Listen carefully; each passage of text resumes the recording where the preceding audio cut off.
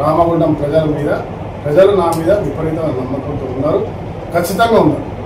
అలాగే విమర్శించే వాళ్ళు కూడా చాలా మంది ఉంటారు. నేను ఇక్కడ 100% నన్ను మెచ్చుకుంటారు, 100% నన్ను పొగుడుతారని ఏ రోజు అనుకోను. ఎక్కడైతే మంచి ఉంటుందో అక్కడ విమర్శకులు ఉంటారు. విమర్శకులకి భయపడేవాడిని కాదు, పొగడుతలకి ఎగిరిపోయేటోని కాదు. ఏదైనా సమానంగా తీసుకొని ముందుకు పోయే వ్యక్తిత్వం నాది.